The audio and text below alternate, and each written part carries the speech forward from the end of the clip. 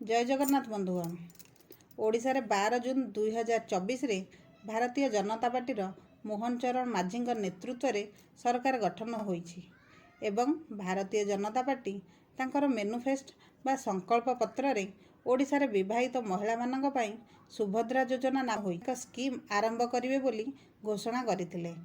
एही योजना द्वारा ओडिशार 80 लाख महिला लाभ पाई परिवे। आसंतु जानिबा सुभद्रा योजना विषय रे संपूर्ण तथ्य। सुभद्रा योजना कौन?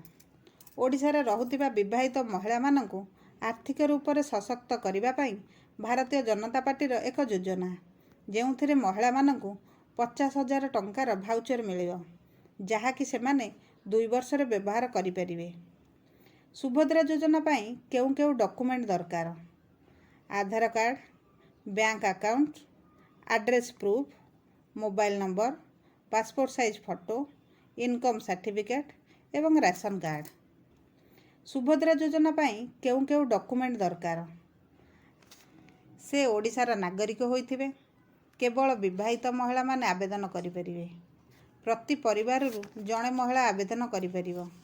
एठी आपणक मनरे प्रश्न आसीपारे, जदि गोटे परिवार रे एकाधिक महिला थिबे ताहले कोन आवेदन करि परिबे कि?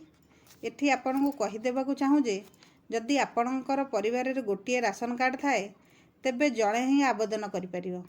जदि गोटे परिवार रे अलग अलग राशन कार्ड अछि तेबे आपण अलग अलग आवेदन करि परिबे।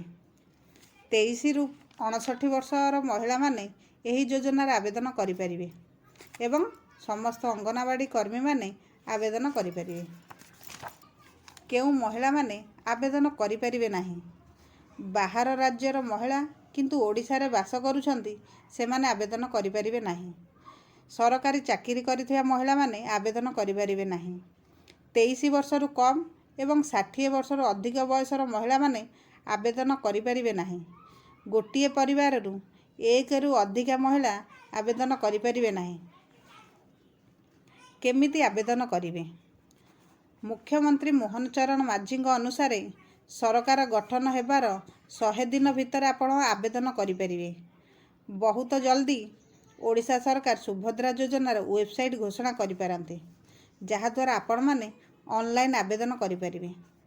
एही भली इन्फॉर्मेटिव वीडियो पई आम चैनल ऑनलाइन ओडिशा को सब्सक्राइब करंतु। धन्यवाद।